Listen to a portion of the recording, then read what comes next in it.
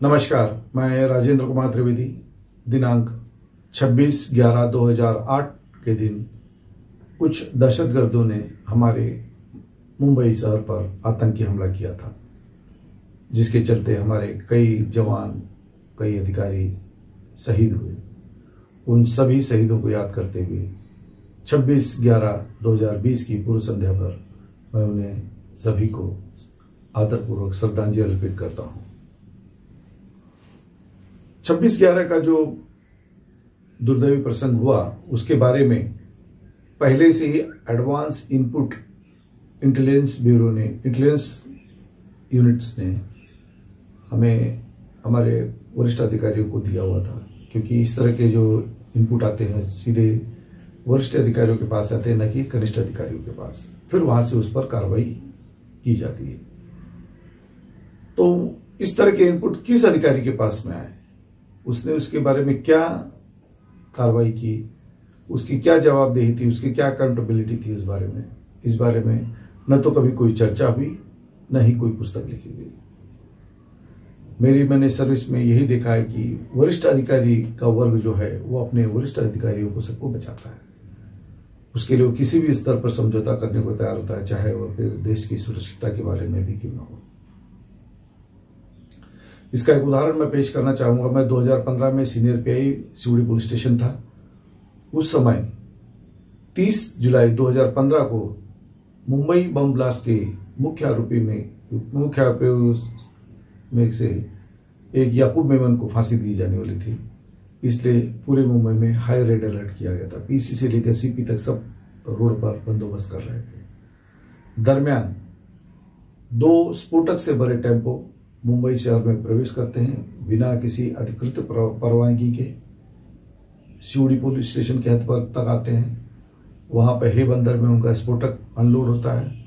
हे बंदर से वो पैसेंजर बोट के मार्फत समुद्र मार्ग से वो आरसीएफ पुलिस स्टेशन के हद में पीर पाव जेटी, जहां बीपीटी का काम चालू है, वहां पर वो कार्य बीपीटी ने एम पालन जी ने रायगढ़ एक्सप्रेस को दिया है। रायगढ़ एक्सप्रेस वहां जाकर मुंबई पुलिस की सारी सुरक्षिता के उसको भेजते हुए जाकर वहां एक्सप्लोजन करता है। दुर्दैव की बात है कि उस एक्सप्लोजन की खबर आरसीएफ पुलिस स्टेशन के सीनियर पीआई को भी नहीं है, जबकि उनकी उपस्थिति में, वहां की पुलिस की उपस्थिति में ये एक्सप्लोजन होना चाहिए, क्योंकि कहीं जान माल की धोखा हो या कुछ सुरक्षिता के बारे में कोई नॉर्म्स हो, उसका सब ध्यान दिया जाता है। प्लस कितना एक्सप्लोजिव वापरा गया, कितना बच गया, उसका सब रिकॉर्ड मेंटेन करना होता है। परंतु ऐसा कुछ न करते हुए उन्होंने इस तरह से प्रक्रिया की। उस दिन पेट्रोलिंग के दरमियान मैंने वो 2 टेम्पो, जिनके नंबर हैं MH06AG5852, MH46E4852, इन दोनों टेम्पो को मैंने रोका। उनके जो चालक थे, चालक के नाम हैं उमेश सदाशिव कांजावणी, दादा साहेब गुलाबराव खेड़कर।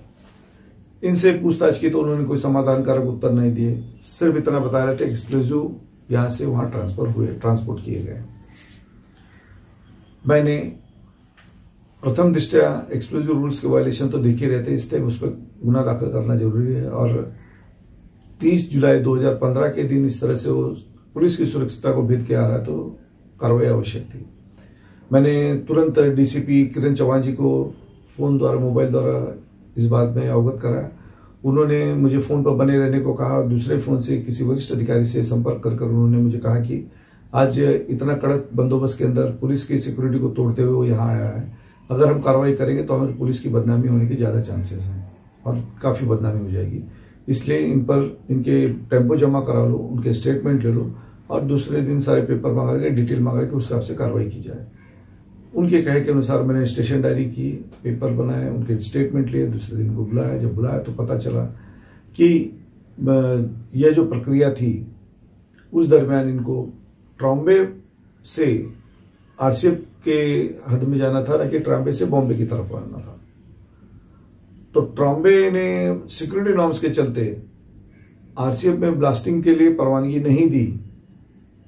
फिर से मेंशन करना चाहता हूं, आरसीएफ में ब्लास्टिंग की परवानगी नहीं दी क्योंकि नजदीकी बीआरसी है, सिक्योरिटी नॉर्म्स मेंटेन करना है। तो बीपीटी, एम पालन जी, रायगढ़ एक्सप्लोजिव ने आपस में एक सुनियोजित कट के अनुसार वह टेम्पो से भरा हुआ स्फोटक सीढ़ी मार्ग से जाके ले गया। वहां पे उन्होंने अपनी पूरी प्रक्रिया पूर्ण की, जो कि पूर्णतः इलीगल है, सिक्योरिटी नॉर्म्स के टोटल अगेंस्ट है। परंतु नोटिंग पुटअप करने के बाद भी माननीय श्री किरण चौहान जी ने उस पर कोई भी दखल लेने से साफ साफ इनकार किया। मेरे ज्यादा प्रेस करने पर उन्होंने एक्सप्लोजिव का ओपिनियन मंगवाने के लिए कहा। मैंने एक्सप्लोजिव का ओपिनियन ला के दिया। एक्सप्लोजिव ने भी लिख के दिया कि इसके ऊपर वायलेशन ऑफ एक्सप्लोजिव रूल्स हुए हैं, लिहाजा इनके ऊपर एक्सप्लोजिव एक्ट सेक्शन 9 के तहत कार्रवाई ना बंधनकारक है। फिर भी किसी तरह की कार्रवाई न करते हुए माननीय श्री डीसीपी किरण चौहान जी ने क्लियर कट, जैसा कि आप नोटिंग में देख सकते हैं, लिखा है कि no need to register offence. कैसे लिख सकते हैं? कॉग्निजेबल ऑफेंस हो चुका है, उसको 21 आधार पे कैंसिल कर सकते हैं। मैंने फिर से रिव्यू के लिए उनको लेटर लिखा, नोटिंग की कि भाई बीपीटी को कोई भी अथॉरिटी नहीं है कि वो एक्सप्लोजिव के बारे में कोई भी परमिशन दे सके। अगर उनको उसमें अथॉरिटी चाहिए तो उसमें अथॉरिटी बॉम्बे सीपी की होगी, desk number 11 something like that. और फिर उसके बाद में concern police station Sewri police station, concern police station yellow gate, सागरी सुरक्षा, फिर उसके बाद में उसमें आता है कस्टम, कोस्टल का आता है, फिर उसके बाद में आता है मैरीटाइम बोर्ड्स। इनमें से किसी की भी कोई परमिशन नहीं। फिर उसके बाद में जिस समय एक्सप्लोजन किया जाता है वहां पे कंसर्न जो पुलिस जहां पे जैसे आरसीएफ के स्टाफ के प्रेजेंस में ही वो सब होता है, जबकि उनको बताया भी नहीं गया 5 एक्सप्लोजन हुए वहां पे। और हर बार ट्रांसपोर्ट करते समय 225 किलो का स्फोटक ले जाया गया, जबकि यूज किया गया 75 किलो। तो बाकी का 150 किलो कहां गया, इस बारे में कोई भी जानकारी नहीं, कुछ भी नहीं। लेकिन इतना मेरे कहने के बाद भी उन्होंने कोई कार्रवाई, किरण चौहान जी ने कोई कार्रवाई नहीं की। उल्टे जब मैं 4 दिन की छुट्टी पे गया तो उन्होंने मेरे असिस्टेंट से उसके एडिशनल चार्ज के समय पूरे पेपर फाइल करके लिए, दोनों जमा किए हुए टेम्पो अपने अधिकार में उनको छोड़ा। ना उन चालकों पे कार्रवाई की, ना मालकों पे कार्रवाई की, न कॉन्ट्रैक्टर पे कार्रवाई की, ना बीपीटी पे कार्रवाई की, और क्लियर कट उनको छोड़ दिया। यहां पर क्लियर है कि या तो बीपीटी, एम पालन जी और फिर रायगढ़ एक्सप्लोजिव इसके दबाव में उन्होंने काम किया है, या किसी वरिष्ठ अधिकारी के दबाव में उन्होंने कार्य किया, या फिर उनके बेनिफिट के साथ में खुद के बेनिफिट के लिए उन्होंने इस तरह से अपने misuse of power and position किया है। और ऐसा करके उन्होंने उनको बचाया है और सुरक्षिता के साथ में उन्होंने खिलवाड़ किया है। इसलिए मैंने उस बारे में कंप्लेंट उस समय के सीपी दत्ता पटसरी साहब को की। उन्होंने उस पर इंक्वायरी पुटअप कराई। इंक्वायरी के अंदर में माननीय कई 2-4 मुद्दे थे, तो माननीय संजय कुमार सक्सेना जी को इंक्वायरी दी गई थी, ज्वाइंट कमिश्नर क्राइम। उन्होंने अदर मैटर्स में जो जूनियर ऑफिसर्स थे उन पर कार्रवाई के लिए लिखा है, लेकिन किरण चौहान और माननीय joint CP law and order समय के देवेंद्र भारती के बारे में किसी भी कार्रवाई के बारे में लिखने से खुद को बचाते रहे और उनको भी बचाया। इसलिए मैंने री इंक्वायरी के लिए पुटअप किया, री इंक्वायरी का ऑर्डर लिए। री इंक्वायरी के बाद में आज दिन तक उस पर कोई भी कार्रवाई नहीं है।